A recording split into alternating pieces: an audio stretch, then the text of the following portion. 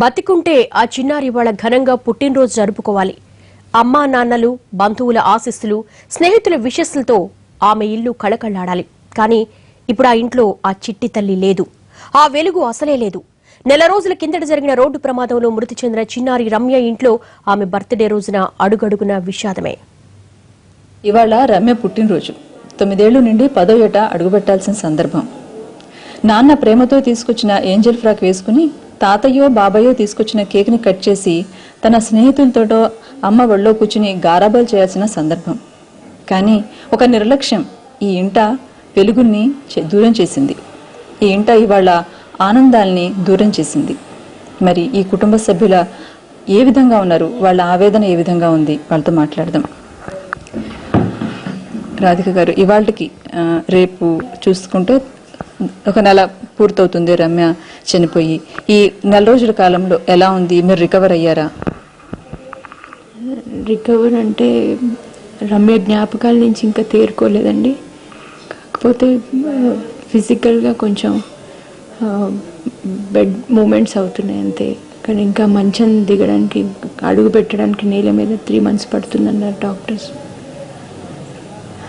రమ్య పుట్టినరోజు అన్నది మాకు ఒక పండగ లాంటిది. యాక్చువల్ చెప్పాలంటే లాస్ట్ పుట్టినరోజు అయిపోయినప్పటి నుంచి ఈ రోజు కోసం అసలు each and every day count చేస్తూ వచ్చాము మేము, రమ్య కూడా, మేమందరం కూడా. కానీ ఈరోజు వచ్చేసరికి రమ్య లేదు మాతోని.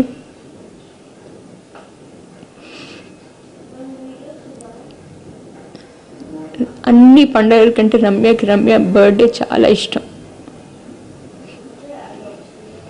తనకి ఇష్టమైనట్టు చేస్తాం ప్రతిసారి కూడా.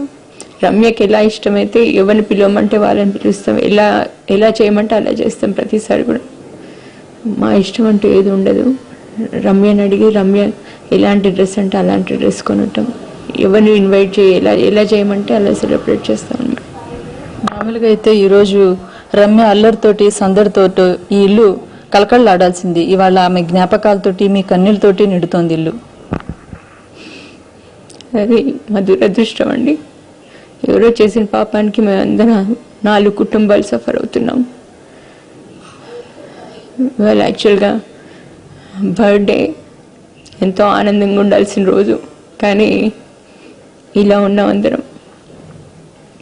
రమ్య జ్ఞాపకాలు నెమరేసుకుంటూ ఉండడం తప్పితే ఇంకేం చేయలేము మేము, చేయలేని పరిస్థితి.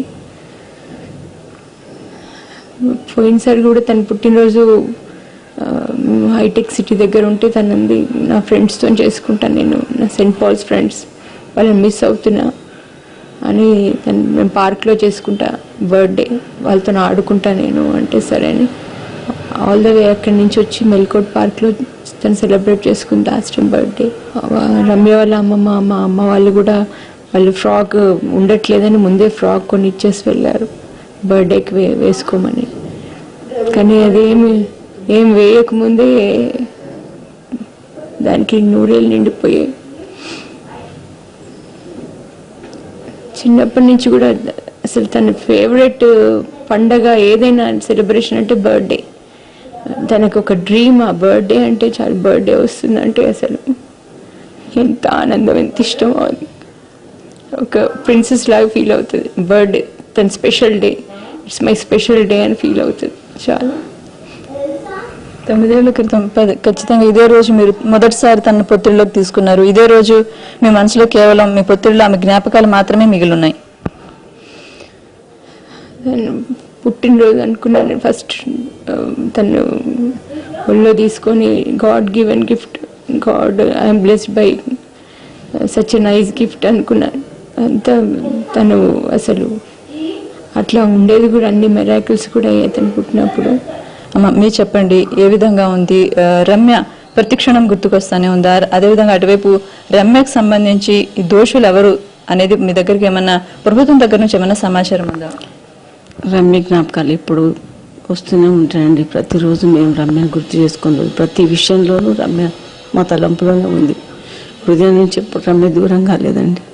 ప్రభుత్వం నుంచి కానీ, ఈ ఇన్సిడెంట్ చేసిన వాళ్ళ తరఫున పేరెంట్స్ నుంచి కానీ ఎప్పుడు ఏం రెస్పాన్స్ లేదండి.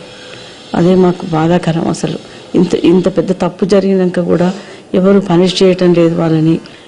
వాళ్ళకి పనిష్ చేయడం అంటే సమాజంలో మేలు చేయడం అండి. నెల రోజులు ఇలా గడుస్తాయండి. అమ్మాయిని మర్చిపోతే కదా గుర్తు చేసుకోవడానికి ఎవ్రీ మినిట్ గుర్తొస్తూనే ఉంది. అంటే ఇంకా మేము నార్మల్గా కావడానికి ఎంత టైం పడుతుందో తెలియదు. ఇక మా పరిస్థితి ఎట్లుంటే కన్న తల్లి, దాని పరిస్థితి ఏంటండి, ప్రతి పొద్దున్న లేచినప్పటి నుంచి రాత్రి వరకు ఒకరి మీద డిపెండెంట్. ఇంకా వాళ్ళ ఫాదర్ కూడా అక్కడ మొత్తం తనే ఒక ఫ్యామిలీ హెడ్ చనిపోయారు, ఒక రాజేష్ చనిపోయారు, వాళ్ళ బ్రదరు బెడ్ రిడేను. సో టోటల్ 4 ఫ్యామిలీస్ని తను బ్యాలెన్స్ చేసుకుంటూ చూడాల్సి వస్తుంది, ఇటువైపు వైఫ్. ఇది చాలా దురదృష్టకరమైన సంఘటన అండి. ఎవరో ఏదో ఆయుష్ నిండి చనిపోతేనే అయ్యో చనిపోయారని బాధపడతాం మనం. 9 ఏళ్ళకే దానికి 100 ఏళ్ళు నిండేనే. అది ఏదో తను చేసిన తప్పు, వాళ్ళు చేసిన వాళ్ళ వల్ల జరిగిన తప్పు, ఏదో ఆరోగ్యం బాగాలేకుండా జరిగింది కాదు. ఇతరుల యొక్క నిర్లక్ష్యానికి, వాళ్ళు తాగిన పిల్లల వల్ల, మైకంలో వాళ్ళు చేసిన పొరపాటు కుటుంబం నా 3 తరాల వాళ్ళు కొలాప్స్ అయిపోయారండి. పాప చనిపోతే తల్లికి ఎంత బాధ ఉంటుందండి. చిన్నప్పటి నుంచి కని పెంచింది పిల్లల్ని వేరే వాళ్ళ నిర్లక్ష్యానికి బలి చేయడానికి కాదు కదండి. మరి గవర్నమెంట్లో ఎందుకు ఇంత చలనమైనది ఎందుకు వస్తలేదు అర్థం అవ్వట్లేదండి. రమ్యకు పుట్టినరోజు జరుపుకోవడం చాలా ఇష్టం. కేక్ కట్ చేయడం అంతకంటే ఇష్టం. తన పుట్టినరోజు నాడు తన ఫ్రెండ్స్ తోటి సరదాగా గడపడం ఇంకా ఇష్టం. కానీ ఇవాళ ఈ ఇంట కేవలం దుఃఖమే ఉంది, రమ్య జ్ఞాపకాలే ఉన్నాయి. ఇలాంటి సందర్భం, ఇలాంటి దురదృష్టం లేదంటే ఇలాంటి పరిస్థితులు మరే కుటుంబానికి రావద్దని ఆ తల్లి కోరుకుంటోంది.